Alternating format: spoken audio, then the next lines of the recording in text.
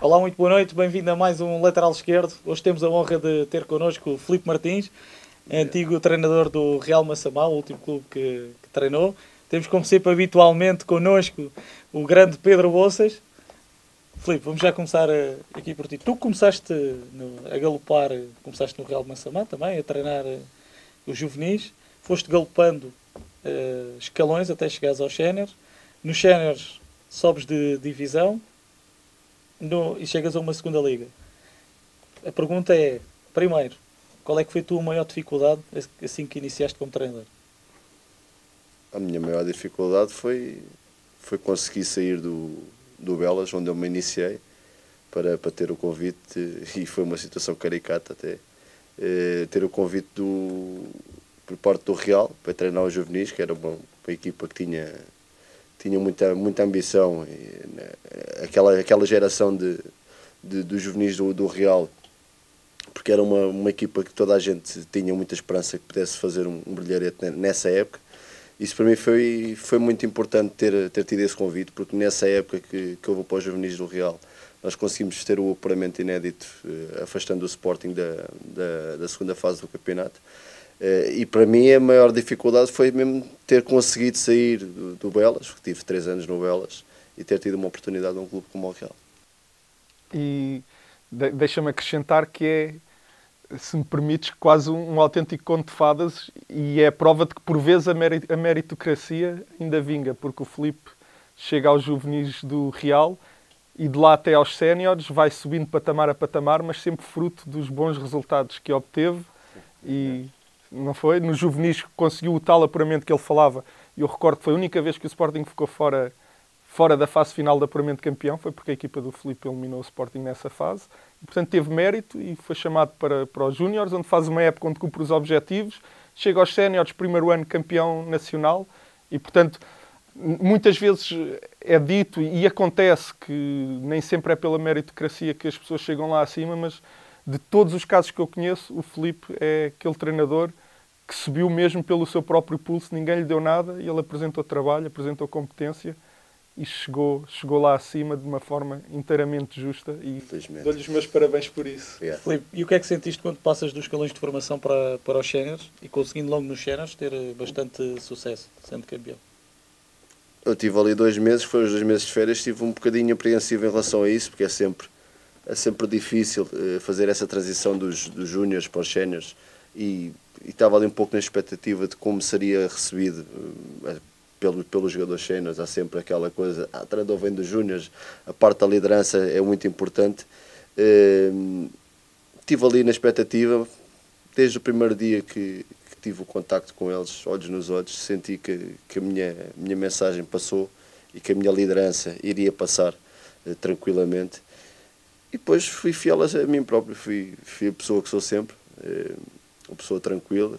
Quando entra dentro do campo, as pessoas sabem que a responsabilidade é completamente outra, e quando estamos fora do campo somos uma pessoa, dentro do campo temos que ser outra. Fora o amigo, dentro do campo o superior é hierárquico. Portanto, se toda a gente se meter no seu devido lugar, as coisas correm da melhor maneira. E em relação ao modelo de jogo, de que modo é que evoluiu dos escalões de formação para os séniores? Teve que evoluir. Aliás, eu num trabalho que fiz também com o Pedro para o blog, disse que o meu modelo de jogo é uma coisa que nunca vai estar acabada. Portanto, o modelo de jogo acho que é um processo aberto, que todos os anos, e até mesmo as próprias características dos jogadores que nós temos à disposição, vão alterando. Portanto, vão alterando o modelo de jogo. E óbvio, se falarmos desde os tempos que eu treinava ao Belas até aos séniores do Real, o meu modelo de jogo, como é óbvio, foi ficando cada vez mais complexo, cada vez mais completo. Agora não é um processo acabado, muito pelo contrário. Acho que o modelo de jogo nunca é um processo acabado. Que diferenças é que sentiste maiores do CPP para a segunda liga? Curiosamente foram mais do que aquelas que eu estava à espera. Eu pensava que, até porque na época de CPP tínhamos enfrentado clubes na Taça de Portugal, clubes de patamares superiores, como foi o caso do Olhanense e do Aroca, e depois mais tarde do Benfica também na Taça de Portugal. e eu pensava que a diferença não iria ser tão grande, mas o campeonato da segunda liga foi um campeonato muito, muito competitivo, com muitas equipas a quererem subir divisão. Este ano talvez metade das equipas da segunda liga assumiram-se como candidatos à subida de divisão. Nós, pelo contrário, não tínhamos nem sequer essa ambição, porque também não tínhamos as condições necessárias. Foi um ano onde a maior parte do orçamento foi aplicada em obras do estádio, em reformulações na estrutura do clube. Tivemos que jogar com aquilo que tínhamos. Eu queria te perguntar, tu passas num ano de ser uma das equipas mais bem apetrechadas do campeonato onde estavas e que depois não era, na minha opinião, a equipa mais forte individualmente, mas que tu conseguiste, no combinar entre o que é individual e o teu trabalho, conseguiste fazer da equipa campeã e subir divisão. E depois passas, na época seguinte, deixas de ser, se calhar, uma equipa que conseguia assumir mais os jogos com bola, passas a ser individualmente, é uma opinião minha, a equipa mais fraca que estava na segunda liga. Em termos de modelo de jogo, sentiste muita dificuldade, teve que haver alguns reajustes, porque passas a ser uma equipa que naturalmente se calhar conseguia ter mais bola porque tem jogadores com mais qualidade que os outros, e entras numa realidade onde muda tudo. Não sei se te sentiste muita dificuldade, se tiveste que fazer reajustes, como é que foi esse processo? Isso foi uma questão que até me colocaste nesse tal, não sei se te recordas. Sim. Nesse tal artigo que fizemos na altura para o blog. E provavelmente foi uma das coisas que, se fosse hoje, eu mudaria, porque eu fui para a segunda liga e fui com o mesmo, assumi o jogo da mesma forma como assumi no campeonato de Priu para subir divisão, e paguei muito caro essa ousadia, porque houve muitos jogos que eu perdi por 1-0, onde tive sistematicamente o domínio do jogo, e que havia sempre qualquer coisa que falhava, que perdíamos. Mas não me arrependo, talvez mudaria, ficar um bocadinho mais na expectativa, dar mais iniciativa ao adversário, mas eu não consigo ver o futebol dessa forma. Não consigo ver o futebol sem ter o objetivo de ter o mais tempo possível a posse de bola e cada vez ter mais domínio do próprio jogo em si. O que acaba também por valorizar os teus jogadores. E eu lembro-me que o Vinícius saiu agora do Real para o Nápoles. Aliás, é uma situação... assumido agora, mas o Vinícius já está assinado com o Nápoles ainda desde a minha altura, quando eu estava no Real, e tenho tido essa... Também era isso que eu ia dizer, todos os anos tem saído. Que é uma situação recorrente no teu currículo, que todos os anos consegues promover atletas para irem para clubes superiores. Todos os anos, graças a Deus, e este ano vai ser novamente um ano de sucesso nesse aspecto, e acho que também os próprios treinadores, também um dos objetivos que têm no princípio do ano é valorizarem os ativos que têm à sua disposição, e desde os tempos dos juvenis do Real, até mesmo no Belas, porque também levei alguns para o Real na altura. Sim. Foi 3 miúdos que achava que tinham condições para poder jogar num patamar mais acima. E desde o do Zidane nos juvenis, desde o Miguel Tavares, que também foi para o Braga no ano dos Júniores, o ano passado no CNS, muitos jogadores, o Alé foi para o Setúbal, o Nuno Tomás e o Filipe Mendes foram para o Bolonenses, o Mateus Leal e o Tabu foram para o Benfica. Portanto, são quase meia equipa que eu perdi, mas perdi pelos melhores motivos. Sim. Eles têm qualidade individual, mas são potenciados também pela Sim, ideia. Penso que, pela ideia de por jogo. muito bom que o jogador seja, se não estiver inserido num contexto coletivo com um bom processo, muito dificilmente irá a algum lado. Pode-se valorizar um pouco, mas não tanto como se estiver inserido num contexto desses. Claro, eles valorizam-se quando tocam na bola e não quando andam a correr de um lado para o outro. Exatamente, e quando a orquestra está bem afinada. Já agora, o que é que tu consideras mais importante, sendo assim, para a tua construção do teu modelo de jogo? Aquilo que eu considero mais importante, ideia básica, temos o máximo tempo a bola connosco. Portanto, desde a primeira fase de construção, e para mim a fase de construção começa logo no guarda-redes, temos o máximo de tempo a bola nos nossos pés, o máximo de tempo o domínio, porque enquanto tivermos a bola nos nossos pés, estamos mais próximos de marcar e estamos mais distantes de sofrermos golos. Para mim, eu valorizo muito a posse de bola. Valorizo muito a forma como chega à baliza adversária e a forma como a minha equipa não perde a bola de uma maneira muito simples ou muito fácil. Eu gosto de ter o domínio do jogo. No CNS, qual é que achas que é o melhor modelo de jogo para ter sucesso no CNS? Porque nós no CNS olhamos um bocadinho e vemos muito a bola pelo ar. Esta é uma das realidades que a gente constata. Vemos também muitas equipas defensivas. Mas tu no Real não era assim. Era uma equipa não pouco, era assim muito mais ofensiva do que propriamente defensiva. E tinhas, nesse ano até tiveste ali a lutar com o Sacavenense, que era precisamente um bocadinho no sentido contrário. Sim, o Sacavenense acaba por ficar à nossa frente na primeira fase do campeonato. Também numa fase de descompressão da nossa parte. Mas era uma equipa completamente antagónica àquilo que era a nossa equipa. Portanto, uma equipa de jogo muito mais direto, um jogo muito mais pragmático, mais a aguardar pelo adversário. Mas o futuro viria a dizer que as melhores equipas foram aquelas que tentaram assumir mais o jogo. Fomos nós, foi o Farense e foi o Praense nessa altura. O próprio Sintrense na primeira fase também tinha um modelo parecido connosco, o Luís Loureiro, também tentava assumir o jogo, mas infelizmente não conseguiu passar a primeira fase, mas na minha opinião era uma equipa muito mais superior e que merecia muito mais ter ido à segunda fase do que propriamente o Sacavenense, mas aqui está, os momentos coletivos foram mais fortes e o Sacavenense foi mais forte a nível coletivo do que o Sintrense nesse ano, apesar de que eu gostava pessoalmente muito mais de ver o Sintrense a jogar nessa época. Voltando aqui à segunda Liga, em termos organizacionais, onde sentes que a segunda Liga poderá, ou seja, onde é que o CPP poderá melhorar em relação à segunda Liga?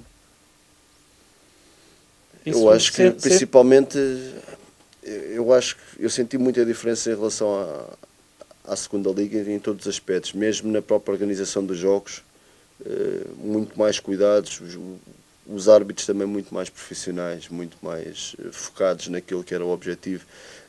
Muitas das vezes os próprios árbitros chamavam os treinadores ao balneário antes do jogo, explicar a maneira como estavam ali inseridos no espetáculo e não querendo ser de forma alguma protagonistas. Eu tive 2 ou 3 aspectos este ano que me marcaram muito pela positiva, porque a organização de uma liga de futebol é muito mais cuidada do que propriamente os jogos do CPP. Tirando a final, que aí senti qualquer coisa diferente, talvez ali os jogos com a transmissão televisiva, apesar de que, na minha opinião, acho que a Federação Portuguesa de Futebol tem vindo a fazer um excelente trabalho e a tentar encurtar as distâncias que há para o futebol profissional, com a transmissão dos jogos, com essas coisas todas que podem melhorar o futebol amador. E de que forma é que achas que agora a criação do Campeonato Sub-23 poderá vir a prejudicar o CPP? Eu acho que vai prejudicar bastante. Vai prejudicar bastante,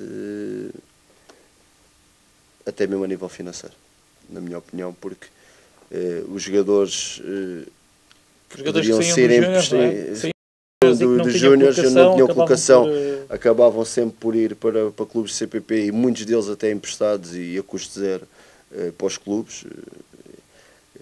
Nós no CPP tínhamos vários jogadores. Eu lembro-me de ter o Nuno Tomás emprestado pelo Belenenses a custo zero, o André Almeida também estava lá emprestado pelo Belenenses a custo zero. Jogadores que para o ano o Real nunca os poderá ter no CPP, nem mesmo numa segunda liga, porque esses jogadores vão ser desviados para as equipas. E eu fico com a sensação que esta Liga de Sub-23 vai ser muito menos competitiva e potenciar muito menos a evolução de um jovem que seja jogador, de um jovem talento que seja jogador do Benfica ou do Sporting que vai disputar esta Liga, do que propriamente disputar uma segunda Liga que tem um grau de competitividade seguramente muito superior ao Campeonato Sub-23. Ou seja, não sei se a tua experiência na minha ótica o que me parece a mim é que eles vão continuar a competir com os mesmos que já competiam. Exatamente. Desde os iniciados. Eu acho que, principalmente nos clubes grandes, os jogadores dos clubes grandes estão habituados a jogar num escalão acima, ao fim e ao cabo. Este campeonato sub-23 para os clubes grandes vai ser muito interessante. Porquê? Porque os júniores que não são tão evoluídos vão jogar num campeonato sub-23. Os juvenis vão jogar nos júniores. Ou seja, vai haver aquela continuidade natural que desde das escolinhas, o Benfica, o Sporting e o Porto, mesmo o Belenenses também já faz um bocadinho isso, que também está a trabalhar muito bem na formação, de jogar no escalão acima, para potenciar o máximo possível dos jogadores. Eu acho, por exemplo, no Campeonato Sub-23, eu estou a ver o Benfica e o Sporting, não, porque o Sporting infelizmente acabou com a equipa B da Liga Alemã, mas estou a ver o Benfica a jogar com os júniores primeiro ano, por exemplo. No caso do Benfica, na minha opinião, fará todo o sentido, porque mantém a equipa B e os mais talentosos estão a competir segunda Liga e a potenciar-se. Num caso de uma realidade de uma equipa que não tem equipa B a competir na segunda Liga, parece-me que vai perder capacidade de potenciar os seus melhores jovens, que ainda não têm qualidade para estar na equipa A, mas se calhar tinham qualidade para estar mais do que a equipa de sub-23 no campeonato pouco competitivo. Por exemplo, o Sporting opte por fazer rodar os jogadores que normalmente estavam na equipa B, rodar na Primeira Liga ou até mesmo em clubes de segunda Liga, e jogar os júniores no sub-23. Entre o campeonato de júniores e o campeonato sub-23 é muito mais competitivo para um atleta júnior jogar nesse campeonato. Claro.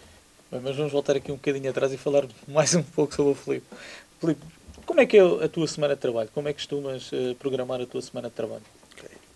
A minha semana de trabalho é muito fácil de definir em termos gerais. Depois, como é óbvio, e depois dizer-me também como é que programas a tua semana de trabalho na segunda Liga, as diferenças entre o CPP e a segunda Liga. Aí não houve muito. Ou as maiores diferenças que houve foi nas jornadas duplas, porque mesmo a nível do meu modelo de treino, tudo isso não mudei absolutamente nada em relação ao CPP, segunda Liga. Mas com isso, ou seja, explica-nos então como é que é o teu modelo na CPP. E depois, nas jornadas duplas, tiveste muitas jornadas duplas, não tiveste? Tive. E aí sim tive que me adaptar, porque não há tanto tempo para a recuperação dos jogadores, principalmente. Temos que alterar a semana de treino. Praticamente nessas jornadas duplas a maior preocupação é a recuperação para o jogo seguinte, porque praticamente não se treina muito, recupera-se mais do que se treina.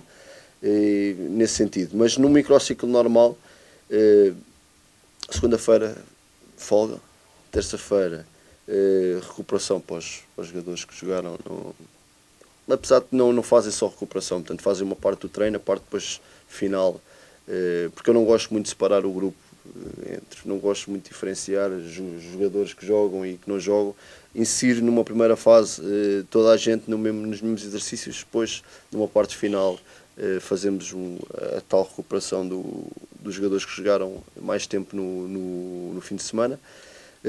Os outros fazem um trabalho extra sempre com bola também, à quarta-feira é o dia que nós trabalhamos um bocadinho mais a força rápida e os jogos reduzidos. Portanto, quando tenho que fazer normalmente 2 em 2 semanas, trabalho muito ali a força rápida à quarta-feira. À quinta-feira, situações mais macro, mais de jogo, mais aberto. Sexta-feira, mais vocacionado para a velocidade e para a finalização. Sábado, bolas paradas e velocidade reativa. E domingo, o jogo.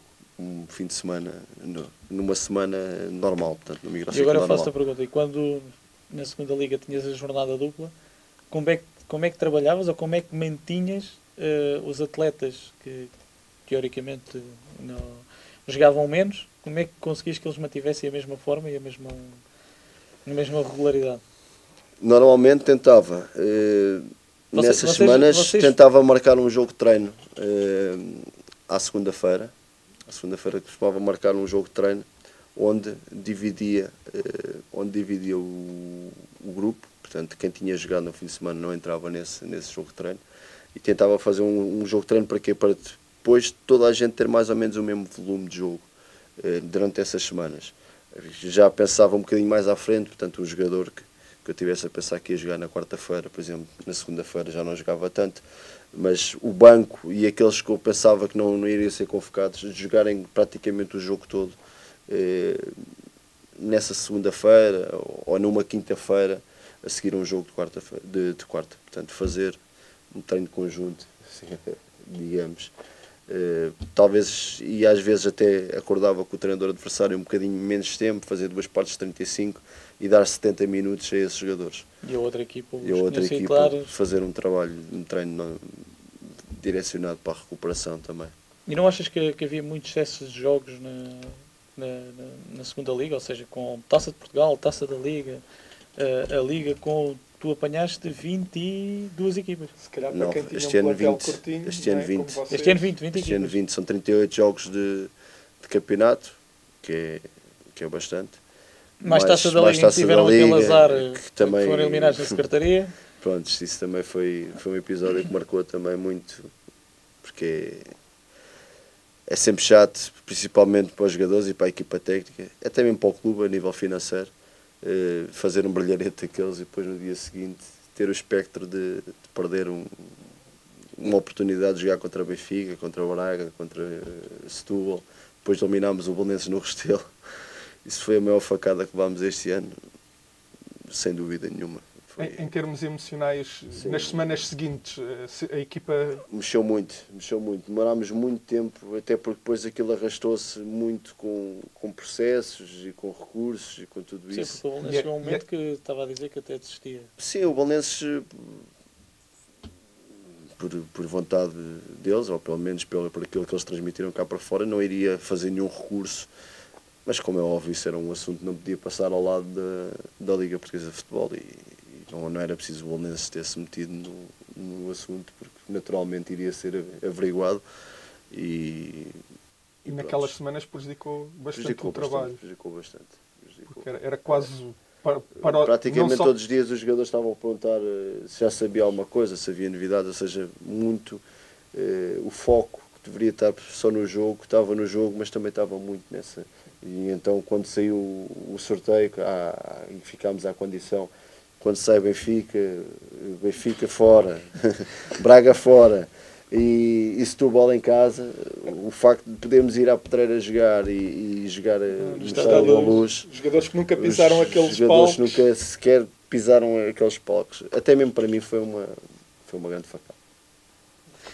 Bem, vamos terminar por aqui, vamos agora para um pequeno intervalo e já voltamos com a análise da final da Taça de Portugal. Até já.